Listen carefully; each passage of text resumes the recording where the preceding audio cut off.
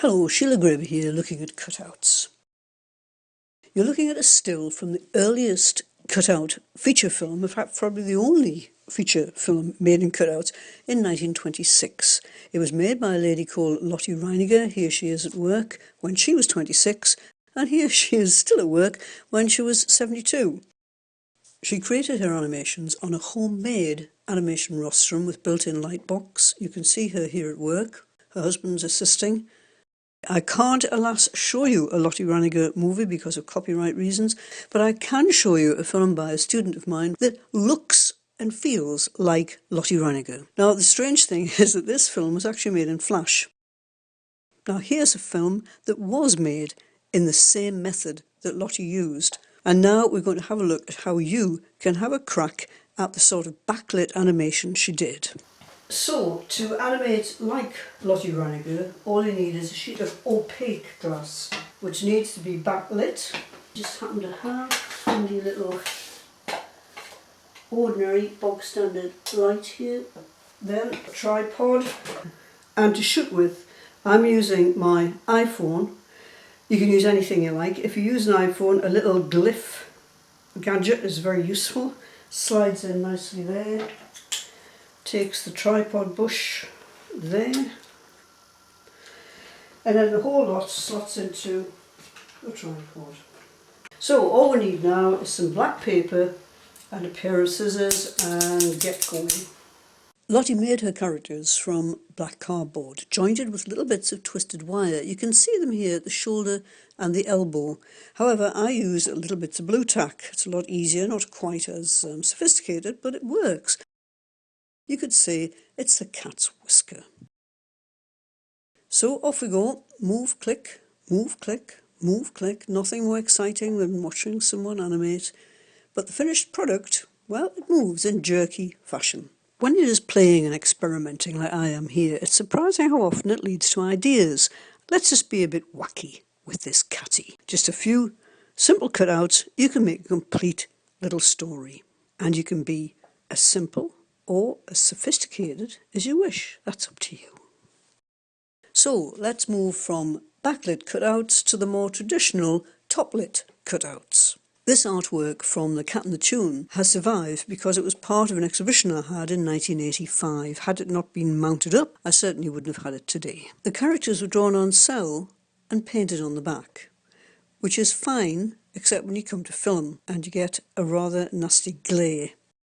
So the trick is to add a sheet of glass. The glass gets rid of glare and holds your cutouts nice and flat.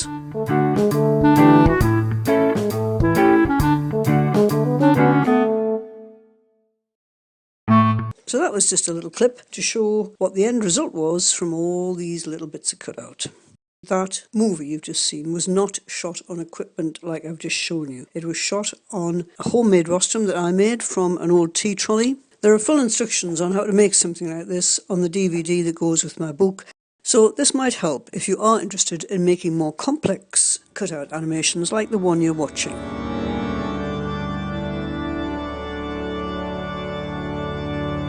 Some artwork from my film on Michelangelo, preserved thanks to that exhibition. Let's take a closer look at just how cutouts were used in this seemingly quite complex movie.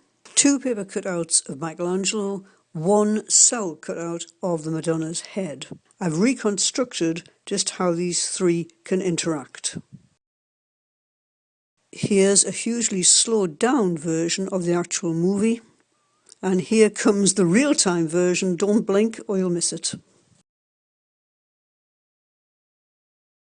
Here's a close-up of Michelangelo made out of paper. You can see how tricky it is to cut around his hair, whereas if you do it on cell, as in the cat's, you don't have to cut around any fiddly bits at all. So there's tricks in all trades, and that's really all I can show you, is I've spent a lifetime learning tricks which I hope I can pass on to you and you can use in your own way. These films are not meant to be copied in any way, they're just to give you ideas that might spark you to start off your thing. And I'm going to finish this little session on cutouts with a different tempo again.